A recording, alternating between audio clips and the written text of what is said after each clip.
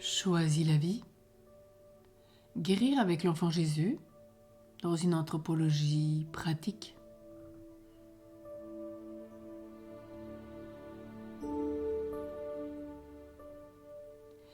Il nous faudra du temps à nous aussi pour grandir spirituellement au cœur de la Sainte Famille.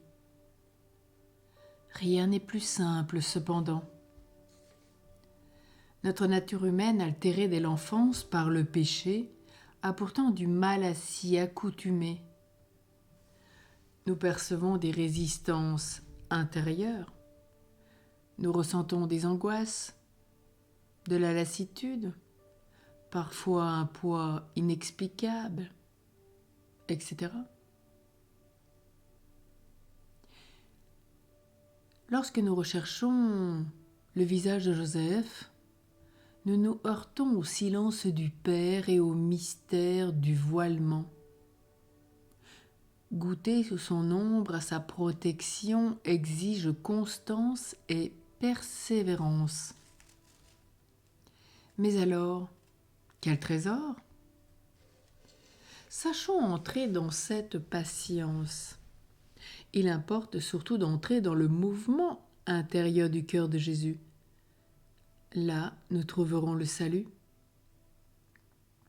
Tout en demeurant près de la Mère de Dieu, avec Jésus, cherchons le Père éternel en Joseph.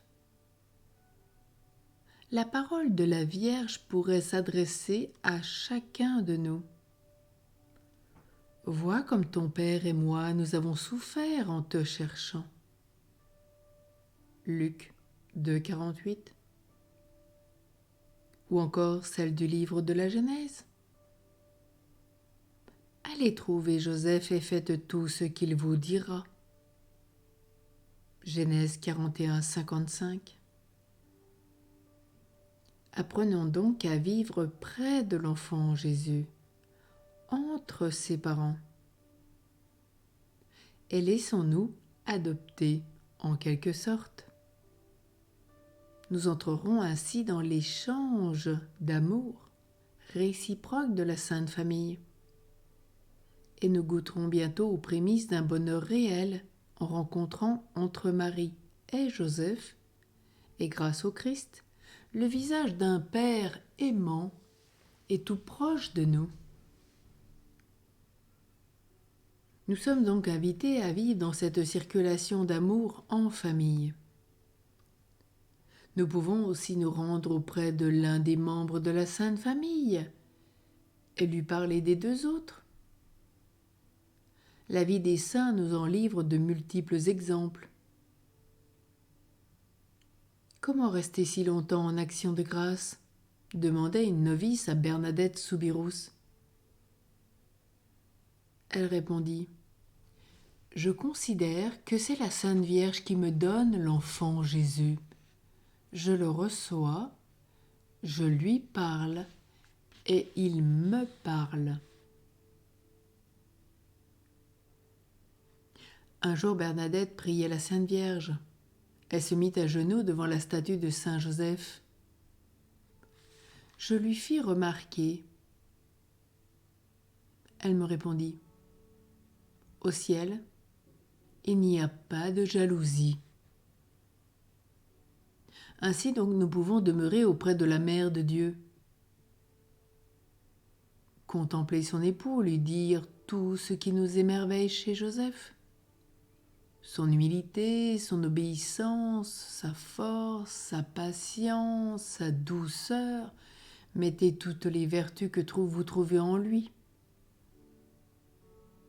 Et après avoir nommé ses qualités, ses vertus, demandons à Marie de nous parler de lui, de nous le faire connaître. Et faisons silence pour l'écouter. Rendons-nous aussi auprès de l'enfant Jésus. Demandons-lui de nous enseigner sur ses parents et de nous les faire aimer. Avec Joseph de Nazareth, nous goûtons à une présence forte dans le silence. Demandons-lui de nous aider à contempler le mystère de la Vierge Mère, de nous partager un peu de ses 30 années d'expérience près de son fils. Écoutons-le.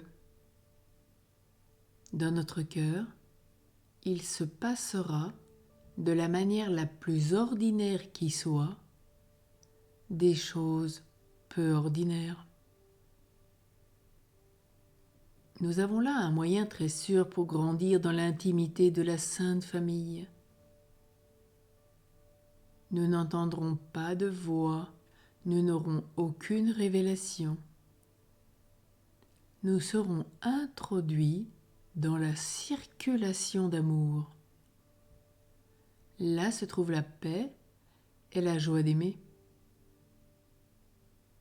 Nous pouvons aussi venir les bras chargés de nos soucis familiaux, de nos problèmes de couple, de nos inquiétudes au sujet de nos enfants, des difficultés rencontrées en paroisse, au travail, dans l'intercession pour les malades, l'Église, le monde, tout ce qui se vit sur terre.